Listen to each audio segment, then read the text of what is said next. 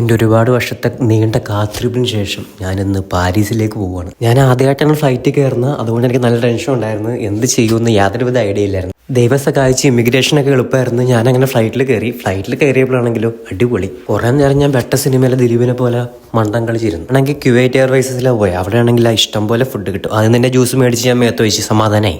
പിന്നെ എനിക്ക് അവിടെ നിന്ന് കുറച്ച് ഫ്രൂട്ട്സ് കിട്ടിയത്. എന്ത് ഫ്രൂട്ട്സാന്ന് പോലും അറിയാതെ ഞാൻ ബ്ലക്ക് എന്ന് അടിച്ചു. പക്ഷെ നല്ല ടേസ്റ്റ് ഉണ്ടായിരുന്നു. പിന്നെ ചായ കിട്ടി. ചായക്ക് പറയുന്ന ടേസ്റ്റ് ഒന്നും ഇല്ലായിരുന്നു, ഷോകായിരുന്നു. ബ്രെഡാണോ മുട്ടയാണോ എന്ന് അറിയാൻ പറ്റാത്തൊരു പ്രത്യേകതര സാധനം. വലിയ ടേസ്റ്റ് ഒന്നും ഇല്ലായിരുന്നു. എന്നാൽ നമുക്ക് അഡ്ജസ്റ്റ് ചെയ്യാം. പിന്നെ ഫ്ലൈറ്റിൽ വേറെ ഫുഡൊന്നും കിട്ടത്തില്ലല്ലോ, പിന്നെ പറഞ്ഞിട്ട് കാര്യമില്ല. പിന്നെ ഫുഡ് കഴിച്ച് കഴിഞ്ഞ് ഞാൻ വീണ്ടും റെസ്റ്റ് എടുത്തത്. അപ്പോഴേക്കും വീണ്ടും ചായ വന്നു. ചായയും ബിസ്ക്കറ്റും. ബിസ്ക്കറ്റ് 2 തരം ഉണ്ടായിരുന്നു. ക്രീം ബിസ്ക്കറ്റും ഉണ്ടായിരുന്നു, സാധാ ബിസ്ക്കറ്റും ഉണ്ടായിരുന്നു. വലിയ ടേസ്റ്റ് ഒന്നും ഇല്ലായിരുന്നു, എന്നാലും അഡ്ജസ്റ്റ് ചെയ്യാം. പിന്നെ ഞാൻ കുറച്ച് നേരം വെറുതെ ഇരുന്നപ്പോൾ ഒരു പഴമായിട്ട് വന്നു. എനിക്കൊന്നും മനസ്സിലാവുന്നില്ല. ഇവരെല്ലാം എനിക്ക് കൊണ്ട് ആദ്യം തരുക, വേറെ ആർക്കാണെങ്കിൽ കൊടുക്കുന്നില്ല. എന്താണ് സംഭവിക്കുന്നതെന്ന് പോലും മനസ്സിലാകാതെ ഞാൻ ഫുഡൊക്കെ കഴിച്ചത് പാരീസിലെത്തിയപ്പോഴാണെങ്കിൽ എൻ്റെ കിളി പോയി. യാതൊരുവിധ ഐഡിയ ഇല്ല. എങ്ങോട്ടാണ് പോകേണ്ടതെന്ന് അറിയില്ല, ഒന്നും അറിയില്ല. പിന്നെ ഞാൻ എൻ്റെ കൂട്ടുകാരനെ വിളിച്ച്.